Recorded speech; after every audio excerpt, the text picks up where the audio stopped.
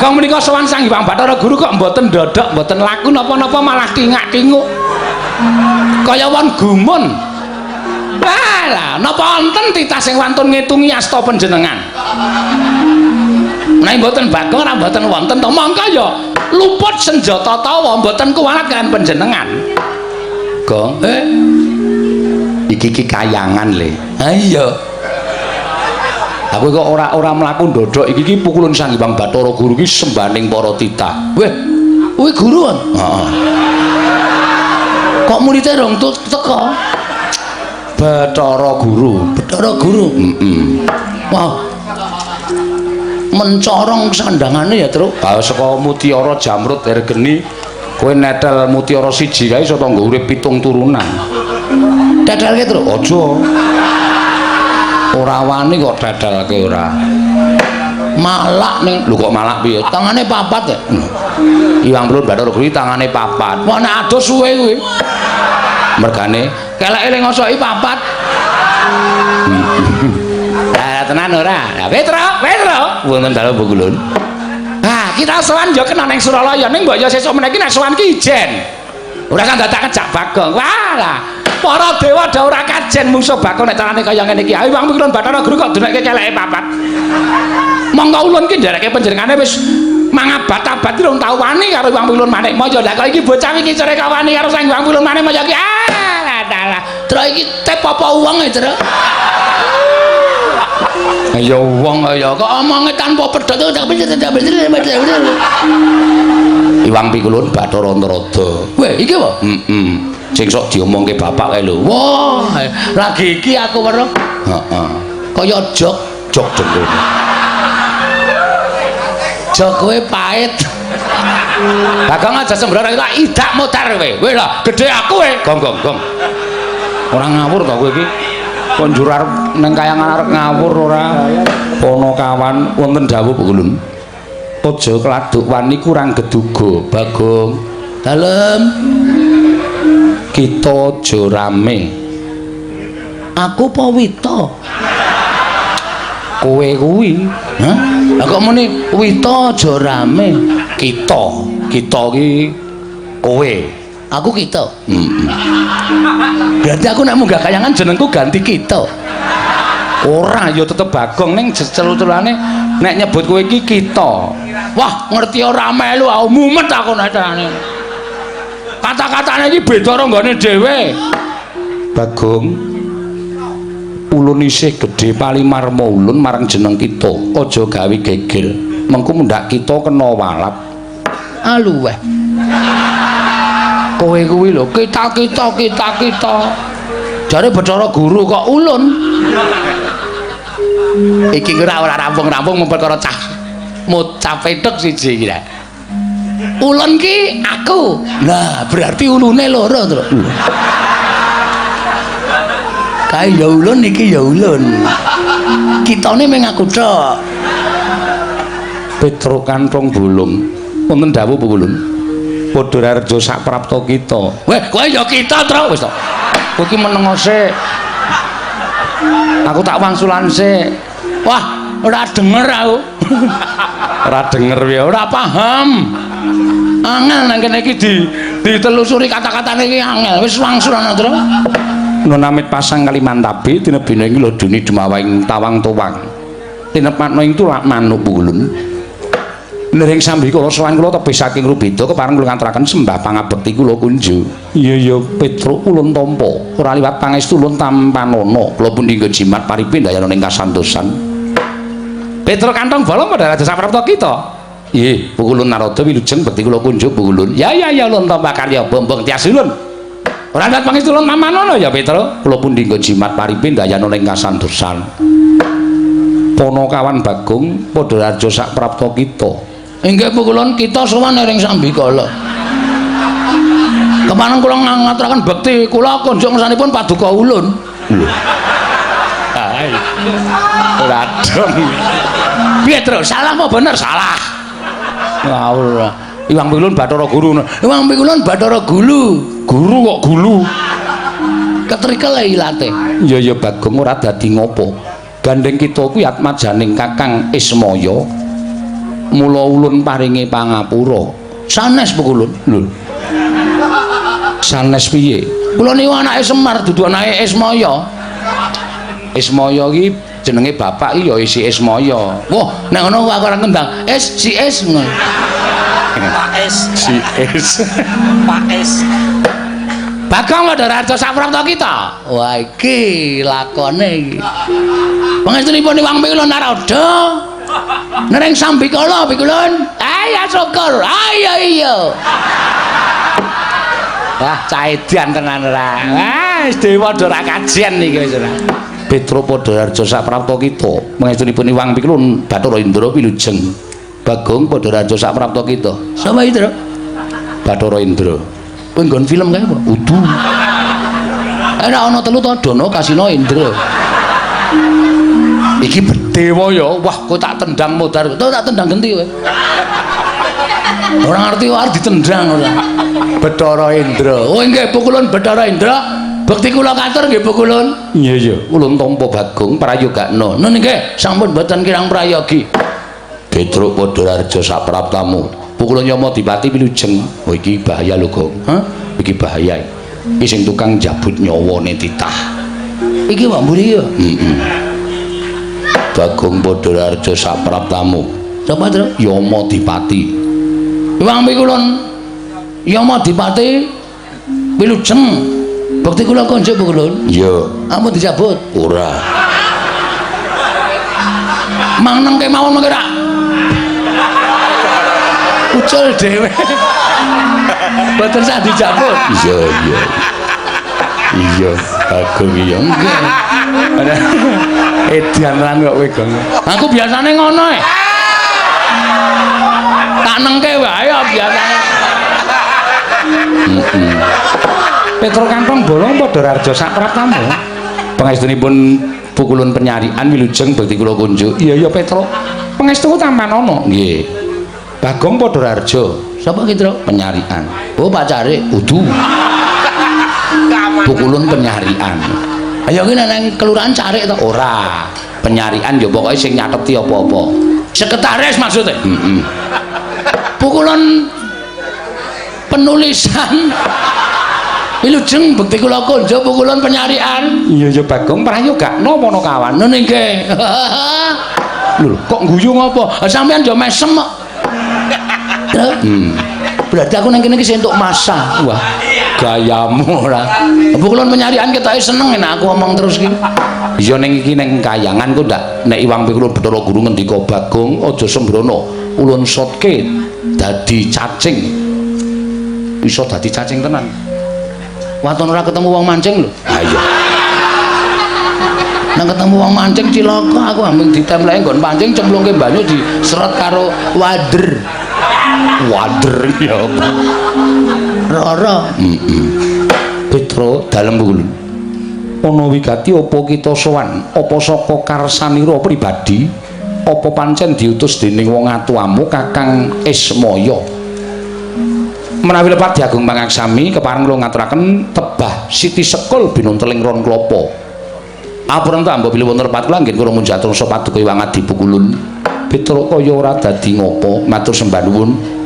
Ndungkap angka kalih wale-wale menapa Pukulun? Sowan kula wonten ing kayiwangan menika sayekti mboten saking pingajengan kula piyambak. Namung kula menika dapur dipun utus. Sapa ingkang ngutus? Ah nggih Bapak Semar. Inggih, Bapak Semar nggih Kyai Nayantaka. Ya Sang Hyang Ismaya. Nuwun sewu malah samangke kula badhe nanjihaken. Kondange ngake padha nyebutake nek Sang Hyang Ismaya niku nuwun sewu kadangne sepuh Bathara Guru nggih panjenengan. Niku janjane niku napa ming cerita napa asli? Iya pancen nyata. Kakang Ismaya kuwi kadangku tuwa. Weh bener, Gong. Bapak iki jebul kakangne Bathara Guru. Ngopo bapak dadi kere ning jagat ki? Ngerti dadi dewa, malah mulya dhewe ya ora kedungsang-dungsang uripe. Kakane Bathara Guru kok ngere nang Karang Kadempel mangan intip kaya banyu. Dikopiok nang weteng. Arene ra ya mamane paling ora roti ya. Ning bapak kuwi seneng ngono kae kok. Wah, Semar iki pancen aneh. Nah nggih, nah ngaten kula ngaturaken panuwun. Lah, dene wigatosipun Bu Kulun, mboten sanes saestunipun bapak menika bingung. Bingung perkara apa? Bapak niku janjane mung kepengin duwe kajat nggih menika bangun desa. Semar menika pengen bangun desa. Wah, lakone Semar bangun desa iki. Wis dibedhek ora, kowe iki senengane ngembedheki ngono iki kok, Gong. Soale wis saking kerepe. Iki nek aku ora gawe sanggit liya. Lah iya, ndak padha karo ning YouTube. Endi? YouTube. YouTube ki sapa? Bakule bakmi. YouTube ki teknologi kok. Kene ra ono YouTube ora. Lajeng lho kok lajeng kowe iki ngopo? Sing ngendika kono kok. Iya iya. Salahe do ora omong. Aku omong dhewe. Sak banjure piye? Bapak bangun desa menika kok mboten bangun perkara papan sing magrong-magrong, papan sing becik, sing apik, utawa bapak niku pengen bangun rumah sing wah luar biasa menika mboten.